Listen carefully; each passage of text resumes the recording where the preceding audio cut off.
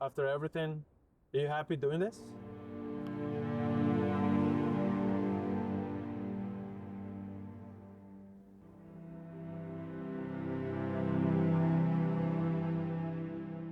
My name is Arpan. I'm a photographer from Toronto. I'm originally from India. What made me pick up the camera for the first time? So I would say honestly, it wasn't a sign. But then I've always been a guy who would be like taking photos of when I'm with friends, when we are doing something silly, when I'm with my family. So I was always the one who would be like capturing all those moments, taking photos. It's really good to be kind of capturing moments, capturing photos, and then kind of when you go back in time and then you look at the photos, it makes you really feel, I would say, emotional, but also remembering the good times that you had in the past. So I knew I always had an eye for, or always had a hidden love for photography. So I think that led me to a few years later when I actually picked up a camera. So I would say it's my passion and love for photography. So my first camera was, and still is my darling love, Nikon D7100. And it's pretty special camera because through our journey, my wife find out that I really love the photography as well. So she decided to gift me this camera, and hence it really holds a significant importance in my heart. And then I think this was and will forever be with me throughout my whole life. And yeah, Nikon D71, Nikon gang baby. It's always been my wife who have inspired me, and she still inspired me every single day.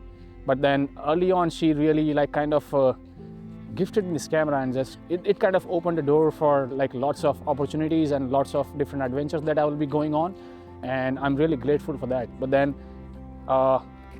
coming down all the way from when I started and when I'm here right now, I think every person, every photographer, or every artist I know, they inspire me to kind of just go out there and take photos, go out there, shoot, and then like kind of taking up new challenges. So I would say at this point, a lot of people around me, they through their work, through their challenges, through their hardships, they inspire me a lot, and I'm really grateful for that. To this day, I still take inspirations from each and every single people that I meet. So I'm like very grateful for that. Like, so when I started, it was really kind of it was really a hobby. Like I did not see it as something that I would do it professionally. So when I started, I would always be taking photos of whatever I find it cool. So I would I'll take photo of a coffee mug, or I'll take photo of my friends doing silly things. So it's always started as a hobby. And like probably when I found out that okay, I like photography, and even after like at least for next 4 or 5 years, I keep on taking photos just for fun. So it was never a moment that I thought okay, I would do this professionally in my life. It was only the moment when I moved to Toronto and then started exploring. That's when I found out that okay, this is something that I really love, and I would do it professionally. So I realized photography meant really something to me in phases. So like initially I would be taking photos just out of like pure love for the craft. So I would take photos with whatever I had, whether it would be like a tiny smartphone or we didn't have a smartphone back then. We only have a cell phone. So I would take photos with that. I would and as the gradually like shift happened in the technology and we have like better smartphones, so I would keep on taking photos then. But then just going ahead in a few years, I moved to Toronto. We thought of moving to Toronto, and then I think like that's when I started exploring the city. I started meeting meeting people. I started meeting other photographers, and I think it really opened a door for me to kind of just dive deep into this craft. And then since then, every single day I've been exploring. I've been meeting new people. I've been trying different challenges, and I think I would give full credit to this city, Toronto, because that's when I really felt that I would do this probably my entire life.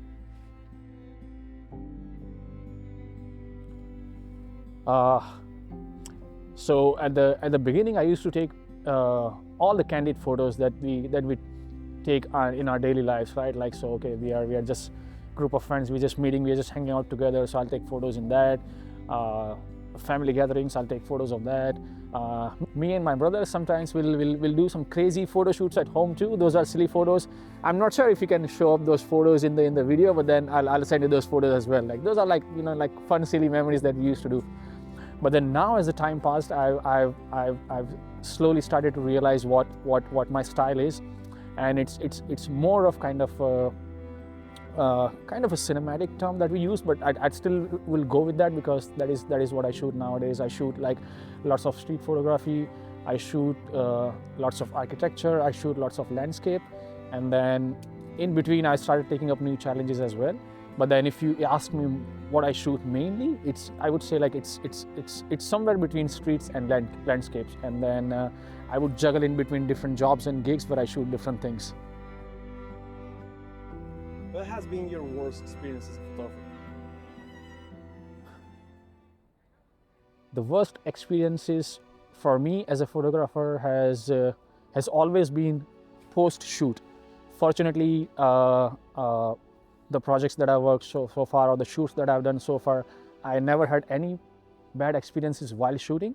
But then it has always been something what happens after shoot. So I come home, I see the photos, and then when I see the photos, some photos I feel like disappointing, because I should have done better while taking those photos, or I should have done better while capturing those moments which will be special for some people that I shot for, right? So it has happened to me quite a bit, and then fortunately I also have had some really good photos that make up for it. But then it still kind of demotivates me sometime, or kind of it is a bit frustrating, I should say, that I did not perform at my full capacity. So I think I'll keep that in mind, and then with kind of positive motivations, I'll do better in kind of coming shoots in future. The hardest moment in my journey as a photographer has been a kind of a fight between what I thought as a vision and when it came out as an actual output. So it has always been, and to this day I still struggle with that. Like, it's kind of a fight with myself. It's always like kind of having certain vision when you go out to shoot something, whether it be streets, whether it be landscapes, whether I'm shooting at any events, whether I'm shooting some BTS on sets, all different kind of things. I always go out with kind of having 100% confidence that, okay, this is what I think of the shoot, and this is how it will turn out to be. And sometimes there have been times where it didn't turn out to be as I thought it would be, and it's kind of a fight with myself that, man, why didn't I do better this time? I could have done better. So those are kind of tiny moments in between my kind of how do I say, like, daily routine as a photographer, that I still find it hard to kind of nailing that vision. So but I still keep going, and I still say myself that, okay, next time you can do probably much better. So I try to kind of calm myself down if I don't do something good, but then I still fight with myself. Have I ever thought about quitting? Honestly, I would say no, man. It's never occurred to me that I should quit this, because this is something that I've been kind of envisioning of doing my whole life. And then I've reached to the point where I have knowledge, I have skill set, I have people around me who can probably be with me when I'm probably shooting any project or something. So if you have, or if anybody has something what they all wanted in their life, and if you have something, I think you shouldn't quit. And for me, like, I've been extremely grateful for all the experiences that I had so far, or all the people that I've worked with so far. And when I see them kind of pushing their limits, it indirectly inspires me as well. So no, man, I never thought of quitting. I would describe my style as dark, mysterious, and minimalist. Minimalistic, something that I really chase when I shoot something, when I edit something. Like, even when composing any shots, I would try to make photo as minimalistic as possible. Try to kind of avoid distractions in the photo. So it would always consist of the scale of the subject compared to buildings, scale of the subject compared to mountains. So I always chase that kind of the grandeur of the environment with the scale of the subject. And I think I would try to always, and I'll try my best to integrate that style into any form of photography that I do. Even if when I'm shooting in the most chaotic environments, I would always chase minimalism. I know when I take a good photo when everything aligns perfectly. The subject, the mood, and the environment. And also the balance of light and shadows. And if I see, when I take a photo and then I go on and see my screen, and then if I see that everything is perfectly composed, nicely composed, I know that I've taken a good photo. And sometimes on a bad days, I would go home and then I'll try to make something out of my photo. When I feel like I haven't taken a good photo, I'll just try to see if I can do something in the edits. That's totally different from taking a photo and making a photo. So on a good days, I'll just realize if my vision and the output is aligning perfectly together. And that's when I know that I've taken a good photo. The one thing that I really love about photography and filmmaking industries is the curiosity. The curiosity never stops. It's a constant learning process. Another thing is,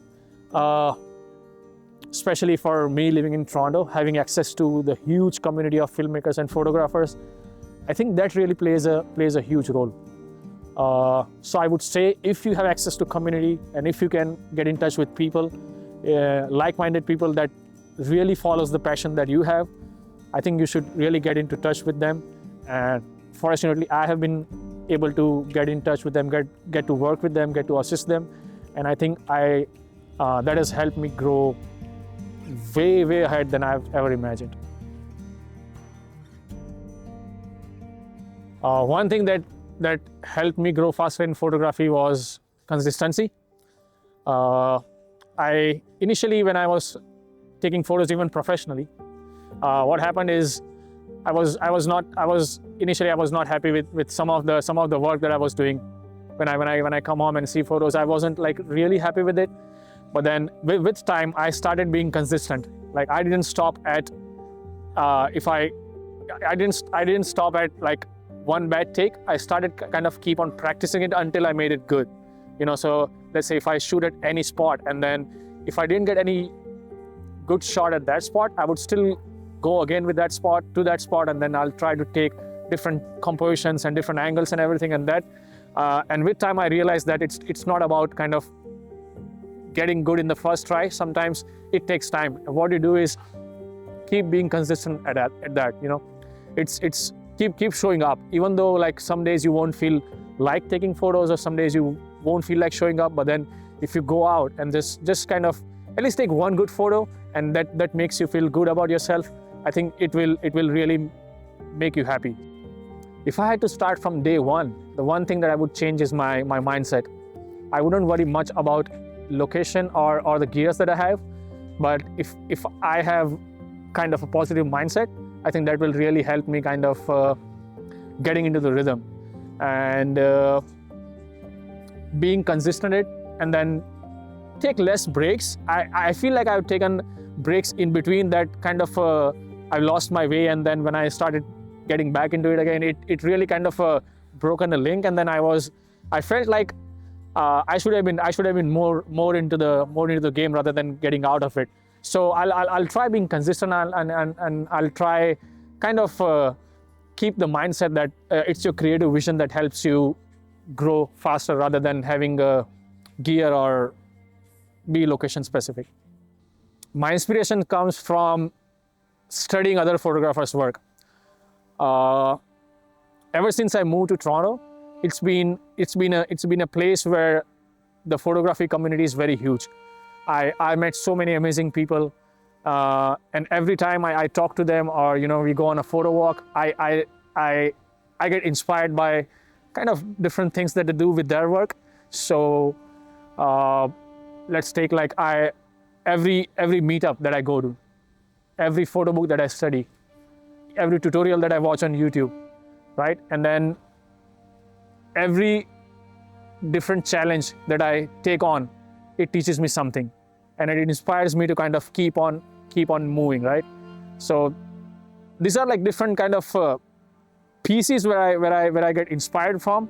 And even we came out today and we are doing this thing. This is inspiring me that you are taking something new, you are taking some new challenge, and then in turn it is inspiring me that okay, like this is something like new that he is doing. He's a photographer, but then he's getting into kind of a documentary filmmaking thing, and which is like it inspires me. And then I really believe that if you have access to the community around, like community of photographers around, just be a part of it, talk to them, attend the meetups, listen to them, and who knows what can inspire you. So it's always like go out and explore.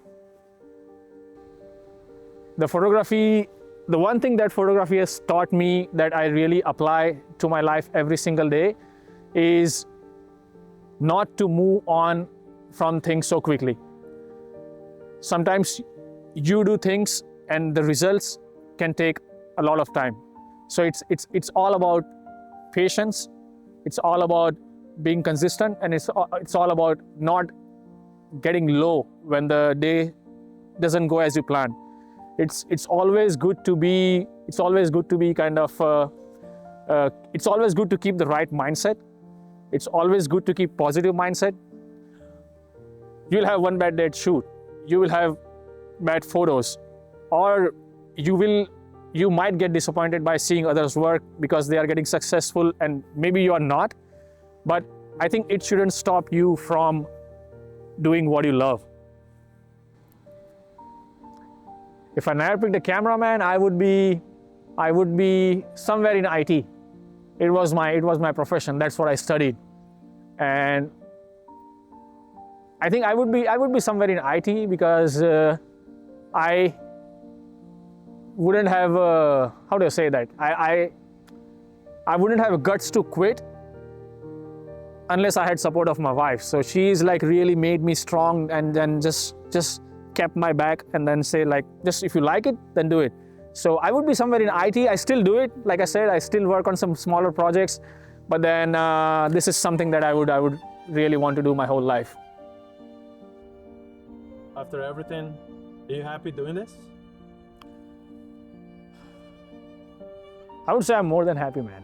Like this is something that I always dreamed of, and seeing myself to the point where I've actually achieved a tiny bit of it, what I dreamed of, and I think it will only push me ahead, kind of. And I can see myself doing this again and again and again, even if I fail. Like I had bad days, but that has never kind of stopped me from pursuing this. So I would say I'm really happy.